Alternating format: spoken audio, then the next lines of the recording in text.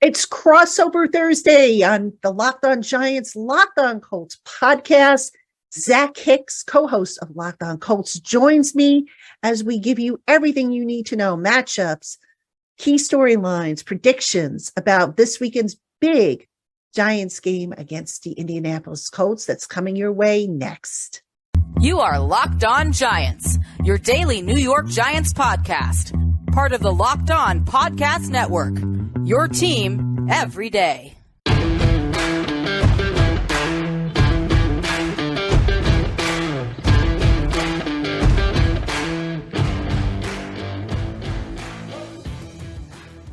Crossover Thursday is presented by our friends at Prize Picks. Prize Picks is so much fun and it's easy to play. There's no competing with other players, just you versus the projections available. Pick 2 to 5 players, and if they score more or less than their Prize Picks projection, you can win up to 10 times the amount of your money on your entry. It can literally take less than 60 seconds to enter. It's that easy. We love Prize Picks, and we know you will too. First-time users can receive a 100% instant deposit match up to $100 with promo code Locked On. That's prizepicks.com, promo code Locked On. What is good, New York Giant fans, and welcome to the Indianapolis Colts fans who are coming to us on this crossover edition of the Locked On Giants, Locked On Colts podcast. And I am Patricia Traynor, host of Locked On Giants, joined by Zach Hicks. He is the co-host of Locked On Colts, and the face we don't get to see very often, but nonetheless, great to catch up with you, Zach. I know we talk in our group chats and everything like that, and we got a lot to talk about this game coming up between the Giants and the Colts. Yeah, absolutely. No, it's really fun to talk with Giants fans because I feel like, for the better part of like a couple decades there, we were just like very close fan bases rooting for one brother. We each had our own brother of the Manning family, Peyton Manning on one side, Eli Manning on the other. So Colts and Giants fans are always a little bit connected. And I know a lot of Colts fans have a lot of love in their heart for the Giants when they beat the New England Patriots in the Super Bowl twice. So it's always fun talking with y'all. Yeah, definitely. And of course, the two teams have some history, but you know what? The Giants looking to make a little bit of history this Sunday, and we're going to kick things off with the key storylines, the lead storylines. And for the New York Giants, the home team, it's winning in. That's as simple as it gets. Win and in. If the Giants beat the Colts, they will clinch their first playoff berth since 2016, a playoff berth that really nobody, and I mean like very few people, I should say, anticipated would be even something we'd be discussing this late in the season. But the Giants, they've surprised people. They've been perky. They've been competitive. They've held their own against some of the, last week against the Vikings, who, believe it or not, I know you guys don't want to hear about the Vikings after what happened, but the Vikings, the number 2 NFC seeded team in the NFC. The Giants are looking to clinch, get in, and just see what happens. Then it becomes a whole new season. Everybody's 0-0, and it's sudden death. So that is the big story for the Giants. They're looking for the crowd to really step up. And the Giants could also be getting back some guys who have injuries, notably Adoree Jackson, cornerback, might play this weekend. Adoree Jackson, for the first time this week, actually practiced. This was the first time he practiced since suffering that sprained MCL returning punts. So getting him back, even if it's on a pitch count, would be huge for the Giants against that Colts offense. And of course, we'll get into matchups a little later, but we also have to talk about, Azeez Ojulari, who last week sprained his ankle against the Vikings, but, part of that pass rush, and boy, that's going to be some matchup. And we'll talk about it a little later on in the program, but that Giants pass rush is really starting to come of age now. And that's another storyline as the Giants push forward towards hopefully their first playoff berth since 2016. Yeah, when we look at the Indianapolis Colts, it's actually the complete opposite of the New York Giants. Coming into the season, there was playoff aspirations, maybe winning the division, maybe pushing a little bit late into the playoffs. Matt Ryan was the final piece. And as I know, as every Colts fan who's listening to this, every Colts fan who's followed along all season, that has just not been the case at all. This team has been downright putrid, 3 quarterback changes, firing offensive coordinator, firing a head coach, bringing in an ESPN analyst to be the head coach after that. It has just been a whirlwind of a season. And even then, since then, against the Dallas Cowboys, giving up 30 straight points in the fourth quarter, blowing the biggest lead in the history of the NFL to the Minnesota Vikings. It has been a season to forget for Indianapolis Colts fans and for this Indianapolis Colts team. So I think the biggest storyline, honestly, is how much fight does this team have left? Because we saw, the defense has had fight every single week. Yes, they blew a 33-point lead to the Minnesota Vikings, but they had a dominant first that led to that giant lead there that, against the number 2 seed in the NFC. We even saw this past week against Justin Herbert in the Los Angeles Chargers. They kind of held him down for most of that game. They scored only 20 points in that game. And really, it wasn't until like a final drive late in the fourth quarter that they really put that game away. This Colts defense has been kind of the last little lifeline that this team has even had whatsoever. And I think once that lifeline breaks, we'll just start seeing blowouts. Luckily, there's only 2 games left. And this defense is playing hard. But I just wonder how much fight this defense has left, because this Colts offense we know has 0 fight left. They're not going to do anything against anybody, especially like what you just said with that Giants pass rush stepping up. It's probably not going to be a good week for that Colts offense, but how much fight does the Indianapolis Colts defense have left? I think that's the biggest storyline the rest of the year, because again, once that goes, that's the only thing we got going for us right now here in Indy. So yeah, it's been a tough season, but luckily that Colts defense is making some of these games at least a little bit more entertaining. Now, I've got a question for you. I asked this of your co-host, Jake Arthur, who writes over for Colts, I think it's Horseshoe Huddle, which is part of the the Fan Nation Network. And I'm going to ask you, given what happened against the Vikings and that devastating loss, that historic loss, have the Colts recovered from that? Or are you sensing that they've just kind of thrown it up their hands and said, you know what, we're just going to mail it in the rest of the way? It's hard to say mail it in, because every single snap these players are playing for their lives. You've been around the league for a long time, Patricia. You understand that there's no real such thing as like tanking or really throwing it in. But when you look at this Indianapolis Colts team, there's a lot of problems from top to bottom, from front office to coaching to players to locker room. It's kind of a bad place right now. And I think, again, I don't want to say mailing it in, because this Colts defense is coming out and they're giving their best shot every single week. But it's a lost season. It is kind of a lost season right now. We saw it on Monday against the Chargers, where yes, the defense came to play, but it was a pretty easy 20-3 victory for the Los Angeles Chargers. So yeah, I wouldn't say that the players are really mailing it in, but I think you're as close as you can get to saying that when it comes to NFL players and NFL team. It's just a lost season with not many good things going for this team right now. And I also have to ask you about Jeff Saturday. I got to admit, I was kind of surprised that he was named the interim head coach. What did you think of that move, and how has he basically been adjusting to this role? Jeff Saturday is a very honest guy. He's a very straightforward guy. When he comes to the media, he doesn't have that coach speak way about him where he knows how to tactfully lie, like all these coaches are. So you can kind of see the inexperience a little bit there. But I do think that this is a guy where he's a very genuine person. I think he's doing the best he can in a very impossible situation. There really was no chance of success. There was the slimmest chance, and if he somehow did that, he'd be the coach for the next 10 years. But unfortunately, that's not been the case. This team has regressed to the point where they're not even competitive in a lot of games, or they're blowing, biggest leads in NFL history. And I think a lot of that has to do with, yes, the locker room tension, yes, it being a lost season, but also you have a head coach and you have an offensive coordinator that just really ill-equipped to be in the role that they are in. So I love Jeff Saturday. I think he's a great player when he played for the Colts. I think he's a great guy. Could love him in the front office role or something like that, or something with the organization. But head coach is probably not a place that he should be in the near future for the Colts.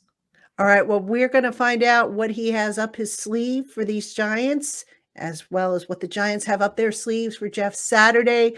Coming up, we are going to talk about matchups. Which matchups are going to tilt the scale one way or another? Don't go anywhere, folks. We'll be right back on this crossover edition of Locked On Giants, Locked On Colts. This episode is brought to you by Audible. Audible is releasing a slate of new football podcasts that we're sure you're going to love. That's why you'll be able to find an episode of The League available as a bonus episode on the Locked On NFL podcast. Narrated by Super Bowl champion and legendary smack talker Richard Sherman and sports broadcaster and rising star Taylor Rooks.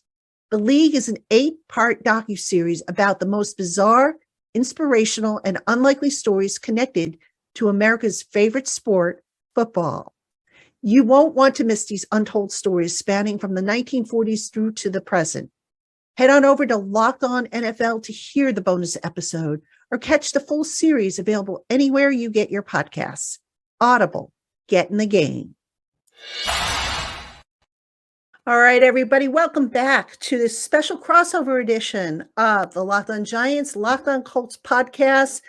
It's a rare meeting, the last meeting for the New York Giants against an AFC team this year. The Giants 3-0 against AFC teams. They're looking to make it 4-0, but more importantly, they're looking to get into the playoffs because they don't want to have to do that against the Eagles in the final week of the season.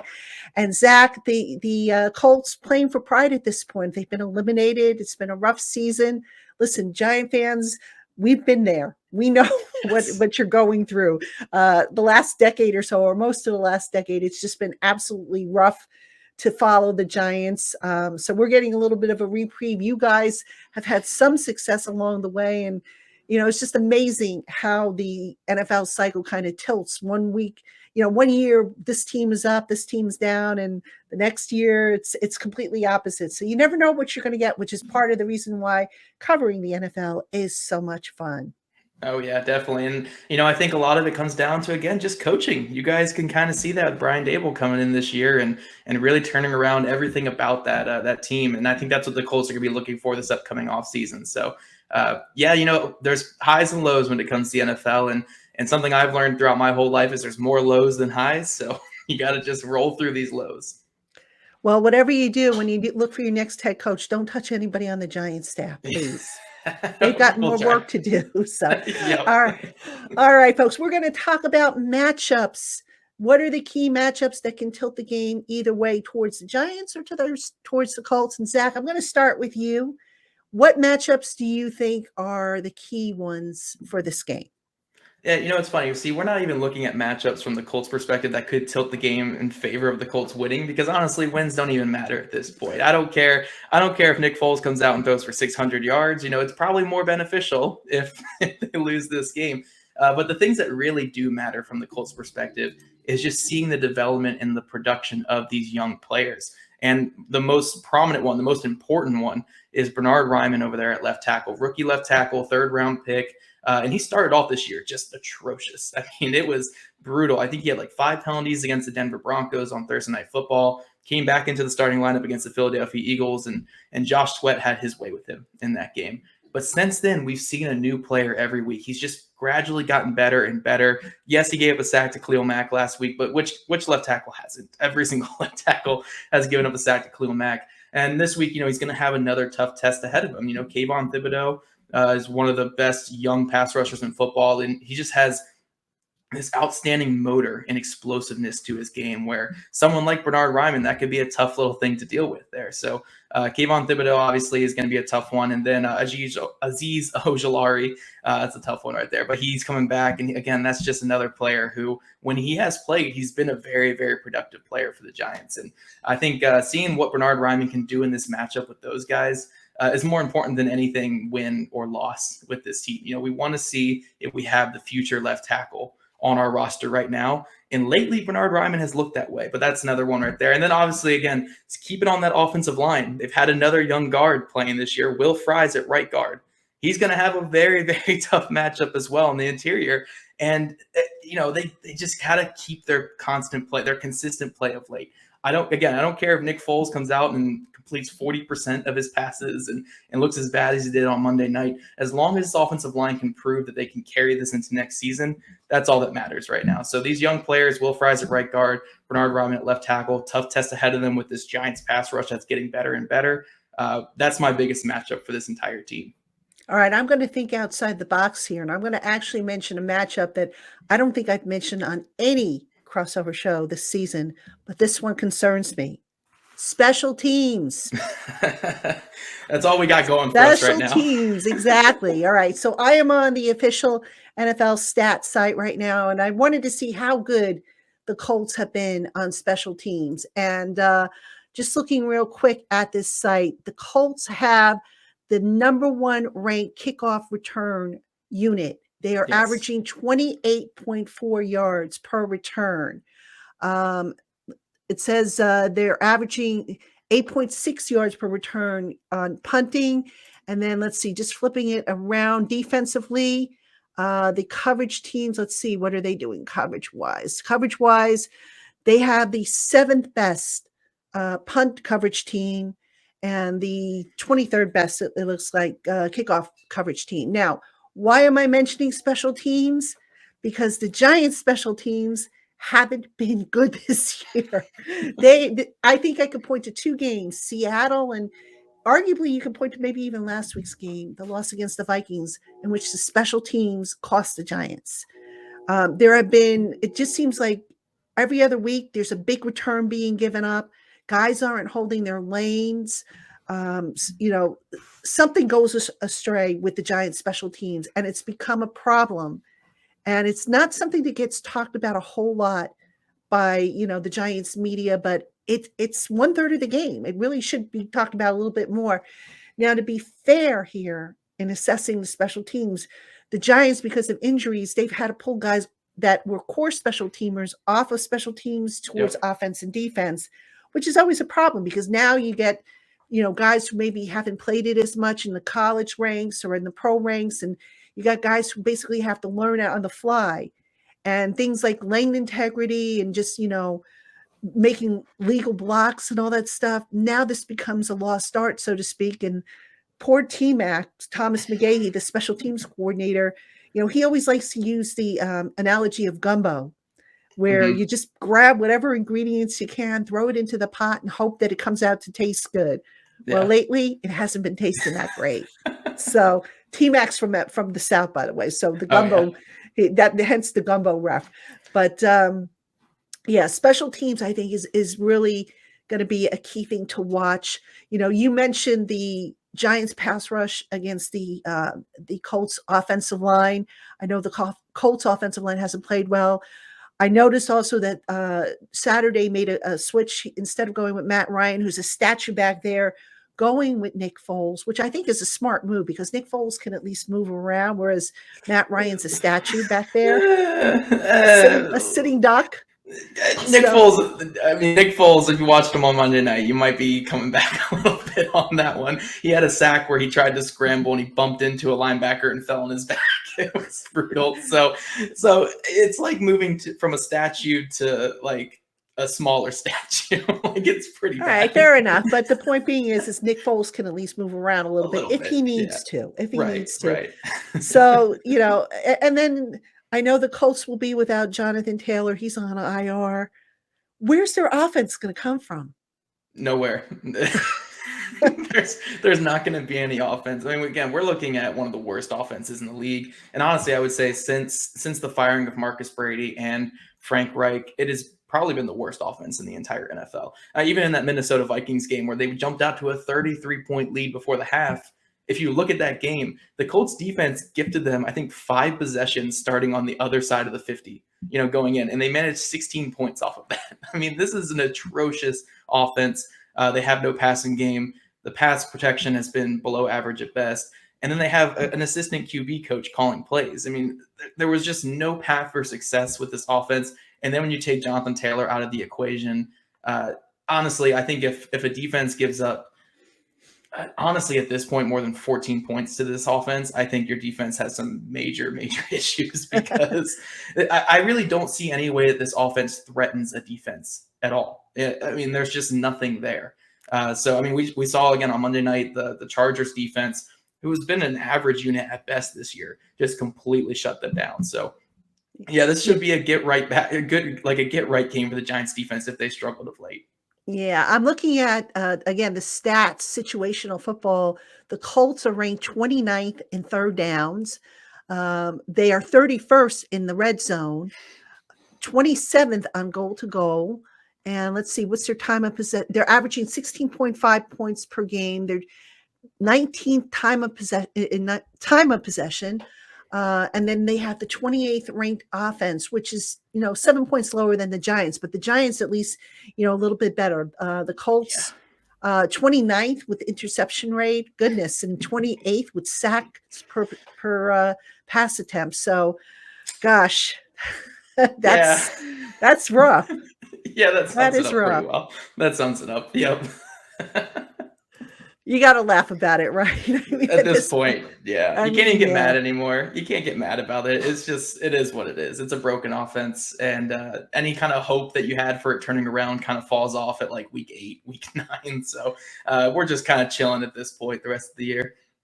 A little bit better, though, it looks like on defense. It looks like you Yep. have the 11th overall defense, the 11th passing defense, 20th against the rush, which is probably not a good matchup if you're talking Saquon Barkley and Daniel Jones against that run defense.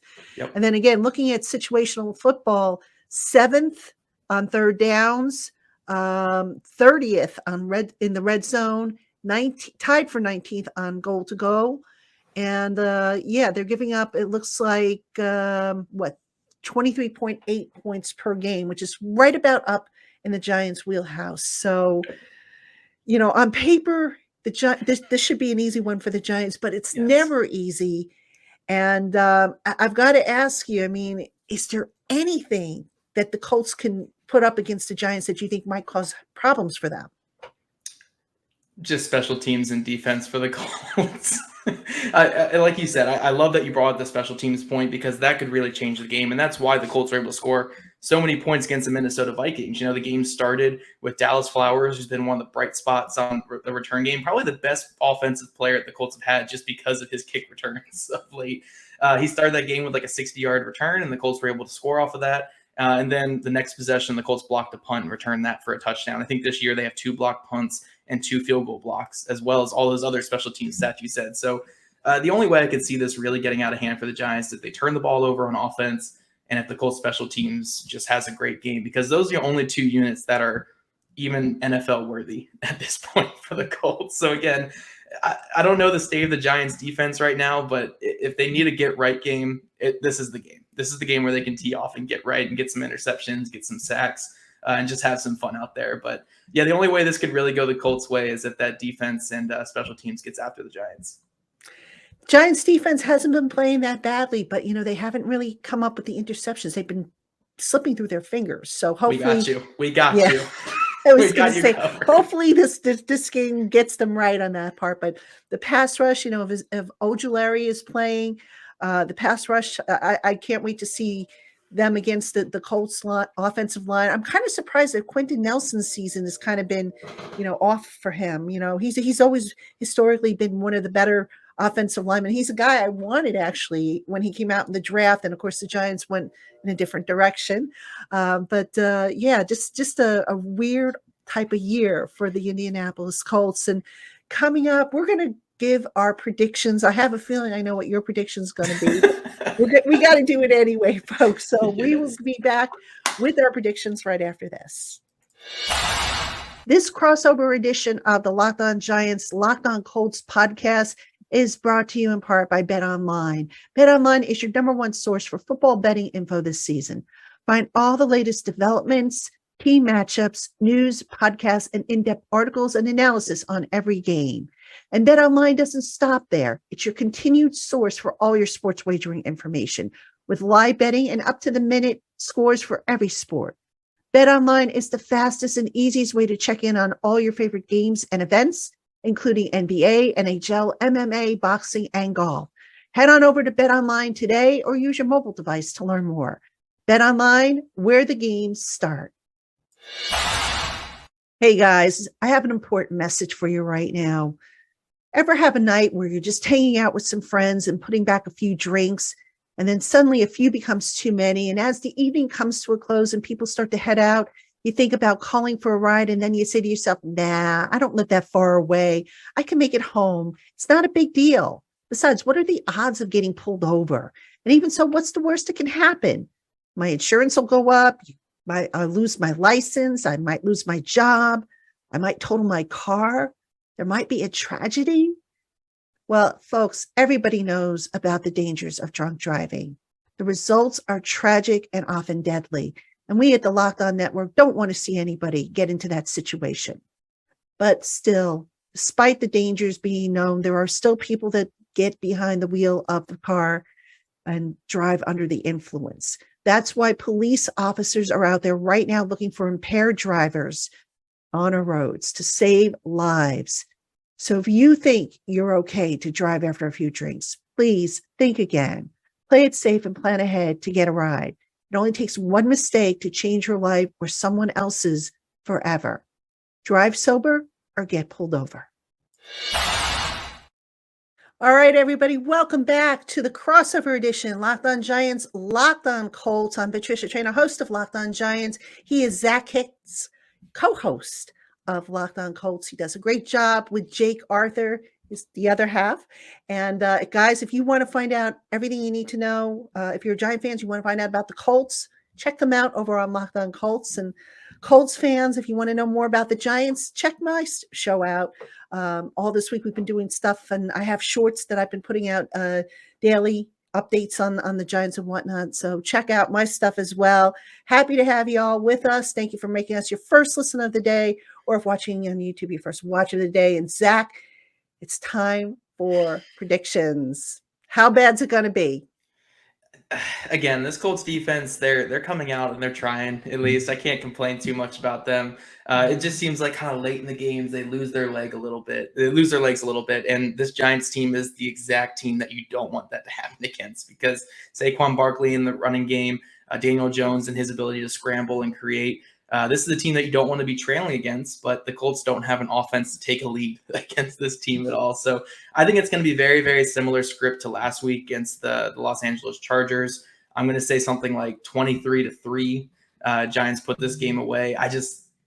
The Colts offense is literally nothing right now. Like I think 3 points might be a little generous, honestly, for this Colts offense, but I'll give the benefit of the doubt going into this one. But yeah, 23-3. Giants, and just get closer to the end of the season here for the Colts. 23-3. Wow, I don't think the Giants, I'm just looking real quick, I don't think they've held an opponent to under 10 points. No, they haven't. We gotcha. Wow. Wow. That's amazing. All right, you know what? I'm going to start off by saying I think this is a Giant win.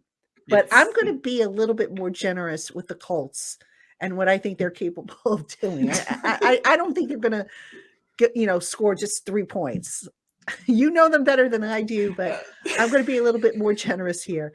The key for the Giants, I think, is don't make mistakes. They have proven time and time again they are not good enough to overcome the mistakes they made. They proved it last week.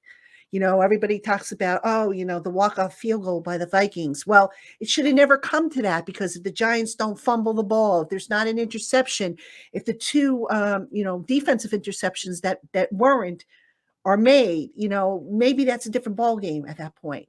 So the Giants just can't seem to come back from mistakes. That said, if they play as close as possible to a pristine game, I do think they can put up at least 27 points on this Colts team. But I'm going to say that, given the tendency of something going wrong on special teams, because it's happened just about every week, given a slip up here and there on defense, I'm going to say the Colts maybe score 14 points. So I'm going to go 27-14. I want to be a little bit more generous on that. But I do think the Giants come away with the win. Their first postseason playoff berth, which will be really exciting. The crowd's going to be absolutely pumped up and electric for that game. And it's going to be a fun game, I think. Oh yeah. And I think one thing I'll leave this on is the only team that can beat the Giants this week is the Giants. The Colts are not going to beat the Giants this week. For the Colts to win this game, the Giants have to come out and beat themselves, which obviously it could happen. This Colts team, especially on defense and special teams, is still playing pretty hungry. But the Giants are the only team that can beat themselves. But, the Indianapolis Colts, they have a streak to keep this week. They gave the Minnesota Vikings their division back 3 weeks ago. Minnesota Vikings clinched the division. Last week, the Chargers clinched their chance at the playoffs by beating the Colts. And this week, we got to help you guys get yourselves into the playoffs as well. So we're going to try to do our part. You guys just come out and do your part, and we'll get you guys into the playoffs. I just find it very interesting because, I'm looking at the scores that the Colts have put up. week 10, they put up a 25-20 win against the Raiders. And then week 15, they put up 36 points against the Vikings. But otherwise, in the weeks around that, they've scored under 20 points. And sometimes it's like, when I'm looking at it, I'm like, who are the real Colts? Is it the teams that's capable of putting up 20 plus points, or the team that just struggles? Well, if you look at it, the games that they put up more than 20, I think it was like two times it had offensive explosions against the Raiders defense, which was a mess at that point in the season. That was Jeff Saturday's first game. And then against the Jacksonville Jaguars, I think back in week 8, where it was like a big offensive explosion. We thought everything was fixed. Every other game, if they even scored more than 20, it's been because their defense and special teams. It has not been that offense. This offense has just been stuck in the mud. To say everything as nice as possible, they've been stuck in the mud all season, and we're past the point of thinking that this can turn around. So again, if the Giants just play controlled football, they don't turn the ball over, they don't give up big kick returns or a blocked punt, this should be an easy win for a team looking for the playoffs. But again, the Colts defense and special teams, they haven't given up yet, so maybe they can make this a little bit of a dogfight on Sunday. And it's never easy for the Giants. Just once I'd like to see them dominate a team, but this year most of their victories have been by one score or less. Mm-hmm. So it could end up being a little closer than you think. But listen, it's going to be a battle. I mean, I don't expect the Colts to come into MetLife Stadium and just lie down. They get paid too, and you never know. You absolutely never know what could happen. I think if the Colts somehow upset the Giants, who I believe are favored by 3.5 points, yeah, I mean, it could get ugly for the Giants if they don't deliver the goods on Sunday. So it should be a fun one. It should be a loud one for the Giants. The Colts, I don't know what to say. I feel bad, being the host team and everything. I feel like I should say something more comforting to you, but I don't know what to say. You have already been way nicer than what you should be for this one, and I appreciate it. I appreciate some of the kind words you've managed to kind of say about this team, and we'll be rooting for you guys in the playoffs. We like the Giants here in Indy, NFC team again. The Peyton Manning, Eli Manning stuff. We always love you guys. So we're going to help you guys get to the playoffs. You guys just do your part. We'll help you guys get there, and then we'll be rooting for you the rest of the way.